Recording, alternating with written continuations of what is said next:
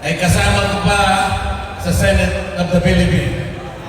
Ang aking kaibigan, ang aking kumare, Senador Amy Marcos.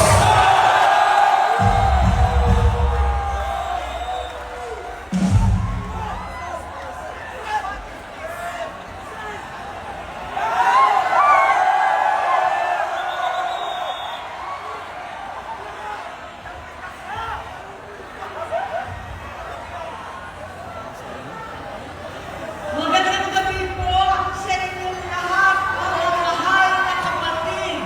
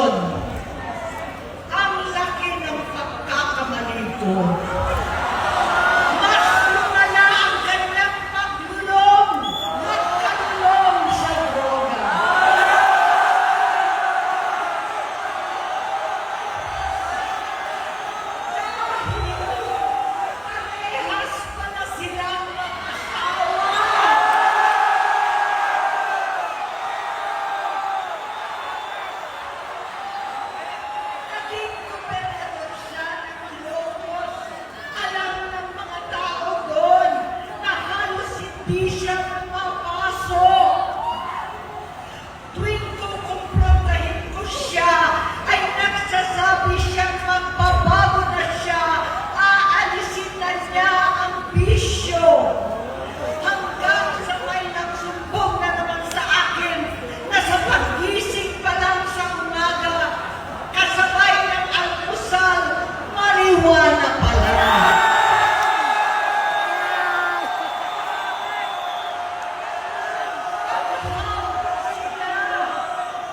Lahat sila nagiinuman at gumagamit ng cocaine. Kasama ng asawa at barkada. Tulad ng ama ko, kinastigo ko ang mga barkada niya.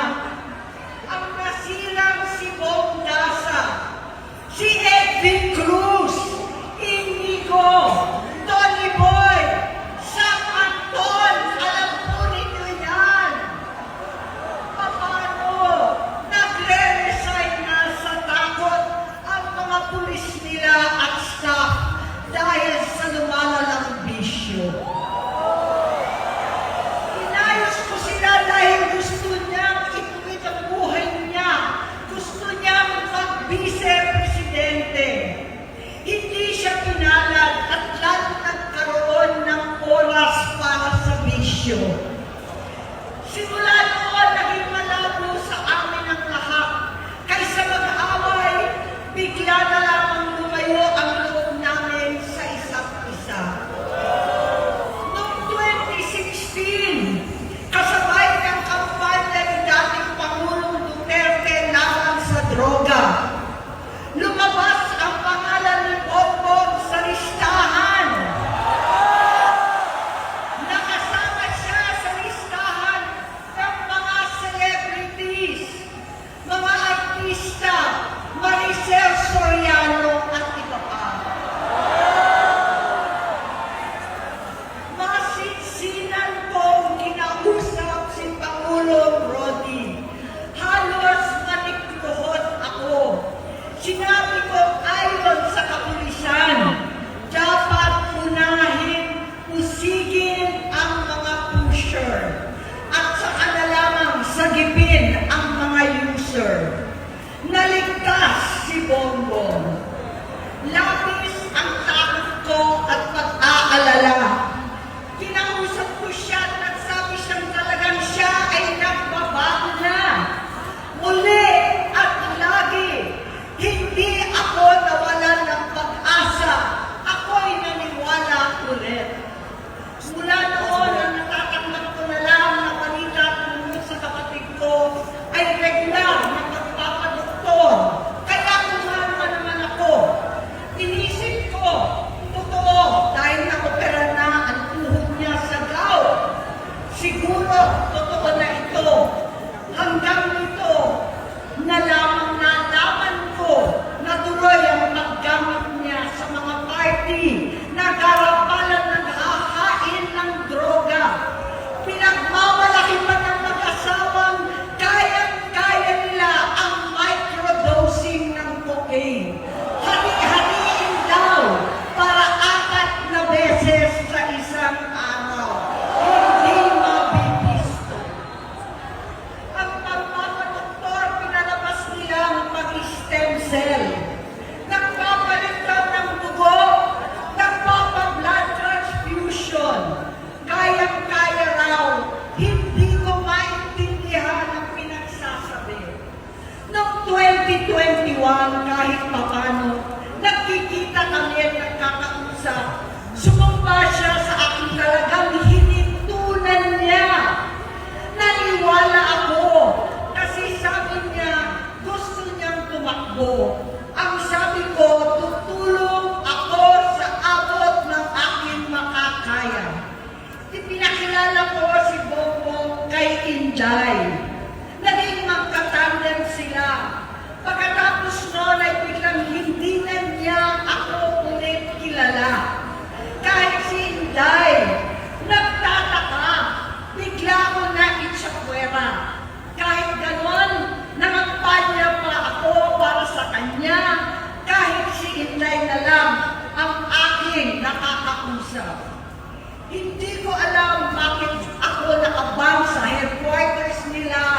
Mandaluyong. Hindi ko alam bakit walang nagre-report sa akin tungkol sa kampanya. Sa totoo lang, masakit mang aminin, nung dinidisqualify na siya, halos papaboran ko na sana dahil may nagsumbong sa akin mula sa kanyang campaign team na gumagamit na naman siya. Nung sinabihan ko, siya at mga taong nasa paligid niya, nagkaisa silang tuluyan akong alisin sa kampanya na ako naman ang bumuo. Sinabi nilang gusto ko na siya ay mag-disqualify para ako ang pumalit. Hindi totoo yun!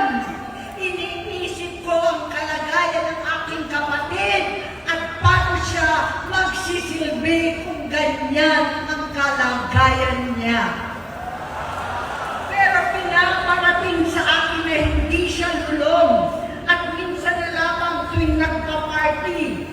Hindi ko maipaliwanag bakit gusto kong maniwala at hindi mawalan ng pag-asa. Noong nanalo siya, naging pinakamalayo na kami sa isa't isa.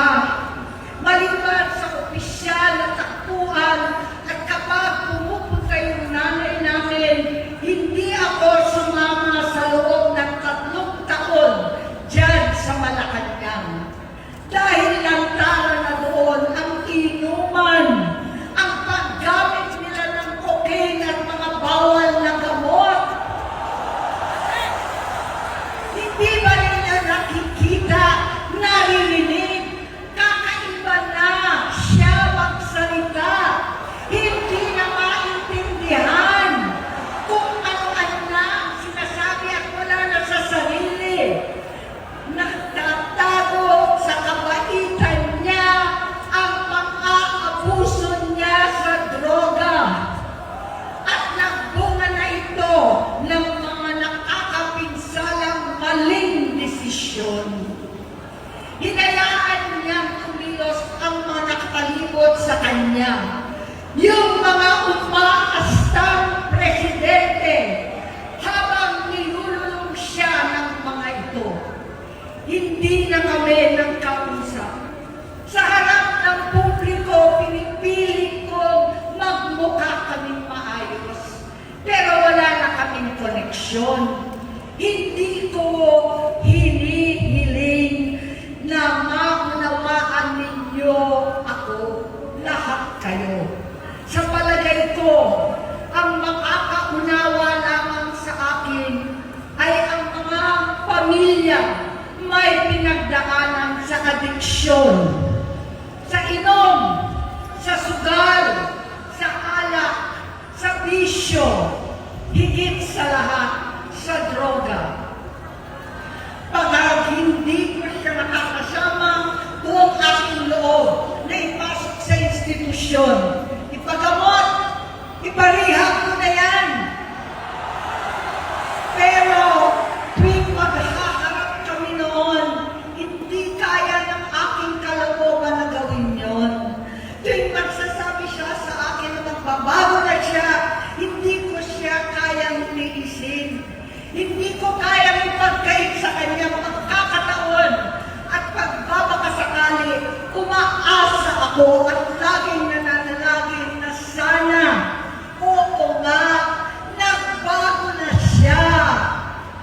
Hanggang dumating ang 2024 at 2025, yung bisyo niya na ang dahilan ng pagbahak ng korupsyon, kawalang direksyon, at maling-maling mga desisyon.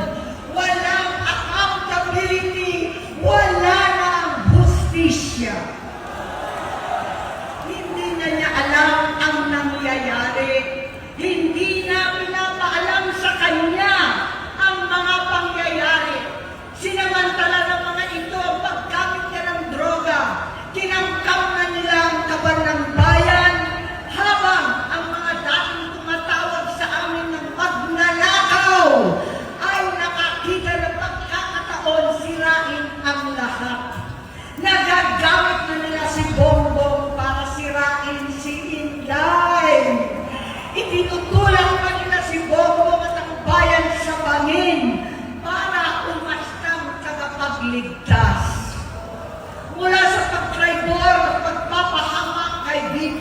Inday, sa confidential funds na kung tutuusin ang galing naman sa opisina ng Pangulo, hanggang sa pagpadukot sa dating Pangulong Duterte para itago na lamang sa ibang bansa. Ang kabaitan ni Bongbong ay naging kalupitan. Karapalan ng pagtatakip sa kanya ng mga nasa Congress, sa Senado, mga miyembro ng kabinete. Kitang-kita na ng taong bayan, wala nang puwang ang kahihiyan. Para bang nauulit ang bangungot ng kasaysayan dinanas namin noon. 68 years old po ang tatay ko nung pinatalsik sa pwesto. 68 years old na rin si Bongbong ngayon. November 17 din nung 2021 nung nakumbinsi ko si Inday na magbise kay Bongbong. November 18 po, bukas, ang ikatlong araw natin. Siyam na taon na nakakaraan. Saktong November 18 pa talaga na pinatiting ni Pangulong Duterte ang tatay ko sa libingan ng mga bayani.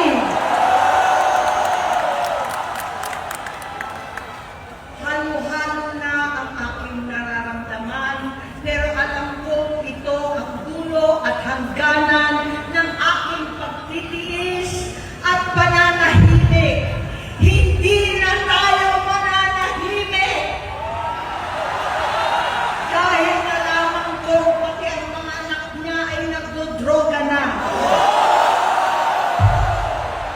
Pinasusuklaman ko pa ang pag-alok ng mag-inang si Sandro ng droga ang aking mga anak at iba pang mga kamag-anak. Yan ang hindi ko na mapapalampas. Sa loob ng halos 4 na dekada, wala akong ibang pinangarap kundi maipakita sa sambayanan na hindi kami masamang tao. Hindi masama ang pamilya Marcos. Gusto kong ibangon ang dangal ng aking ama.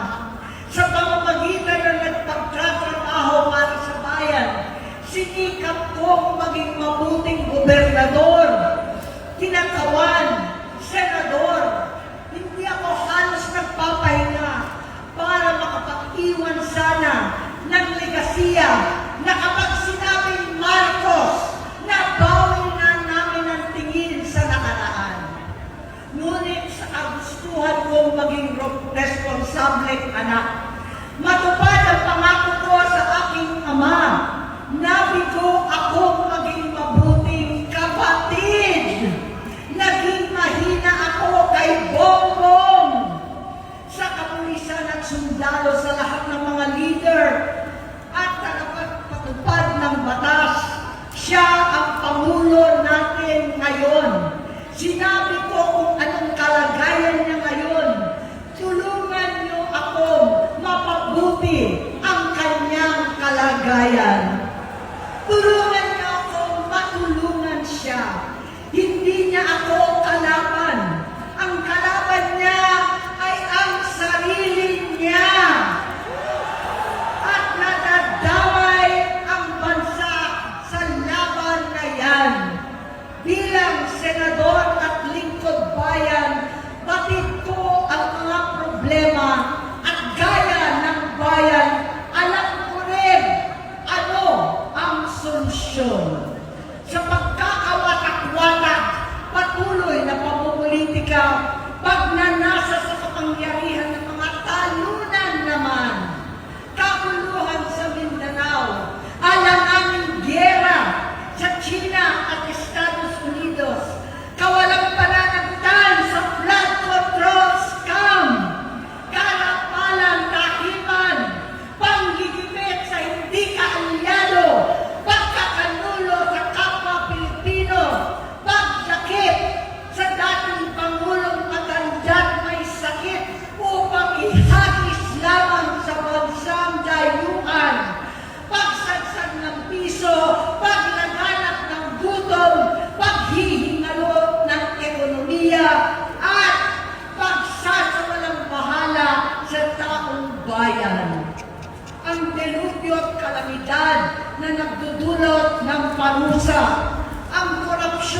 nauwi sa kawalan ng tiwala at hustisya sa Pilipinas, sa kanyang pamahalaan, lahat ng yan ay masusolusyonan kung ikaw, aking kapatid, magsaayos ng iyong sariling kalusugan.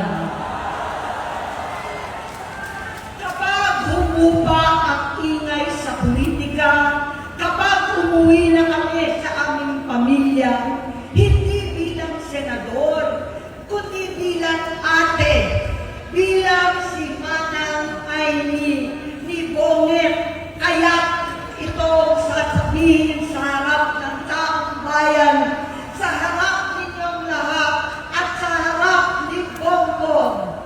Bonget, magtatatlong taon na tayong hindi nakakausap. 3 taon ko nang sinusubukan muli na ako'y pakinggan. Siguro ngayon ay makakarating ng buo ang gusto kong sabihin. Walang mababawasan, hindi madadagdagan. Bongbong, nag-aalala sa iyo si Manang. Tuwing nakikita kita sa TV, gusto kitang puntahan. Napakalaki ng pinagbago mo. Itsura, pagsasalita, takbo ng pag-isip. Minsan, napapatanong ako sa sarili ko, ikaw pa ba yan? Si Bongbong ba talaga yung nakikita ko? Pero ako, aling ko, ako pa rin ito. Ako pa rin ang ate mo na tumayong ama't ina sa inyo sa ibang bansa. Ang kasama no sa sumubok na sanglahin lahat ng sakit para sa iyo. Ang kapatid mo na hindi mo kailangan hingan ng tawad dahil agad ka nang iniintindi at tatanggapin dahil mahal kita. Nasa Bagong Tipan, kay Lucas, Kapitulo 17, versikulo 3 hanggang 4. Kung magkasala ang iyong kapatid, sawayin mo siya. At kung siya'y magsisi, patawarin mo siya.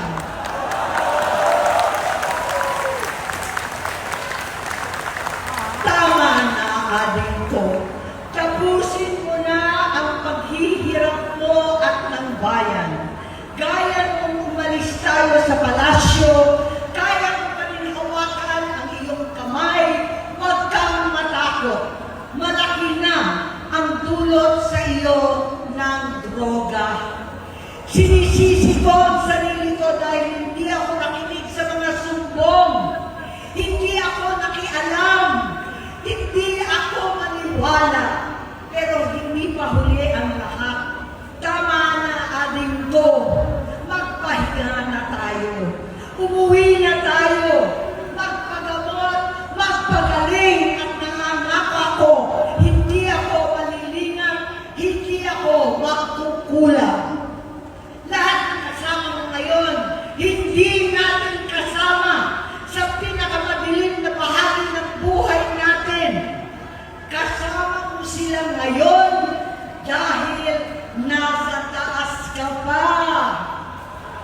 Ako at ang ating mga tunay na kapatid dito sa Luneta ang kasama mo kahit pagdilim ulit ang lahat. Talikuran mo ang iniisip at ibinubulong lang ang misyon.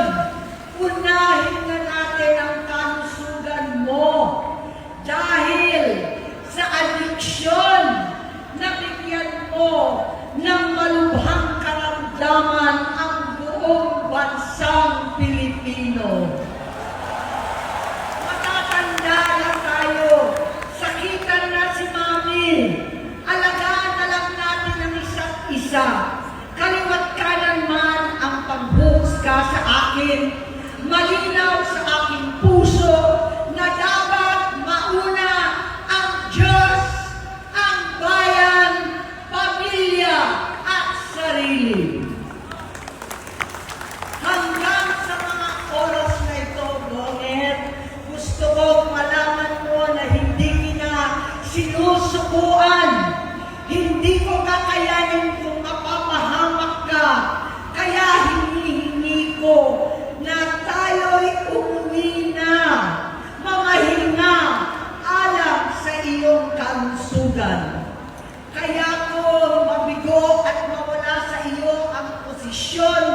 pero hindi ko kayang mawala ka sa amin.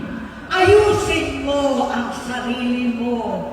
Magpagamot, alisin ang droga sa iyong sistema. Wala akong ibang gusto kundi gumaling ka, malagpasan natin ito muli. Dahil wala akong ibang hinahangad bilang ate, kundi maging masaya ka, maging ligtas sa mga malusog, matagumpay sa buhay. Itama ang mali, labanan ang adiksyon, at ako hindi kailanman aalis sa iyong tabi. Susuporta at hindi titigil manalangin kasama ninyo dito sa Luneta at sa buong mundo. Dahil iyon naman ang tungkulin at ibig sabihin ng salitang kapatid, kapatid, mabuhay kayong kapatid. Maraming salamat po.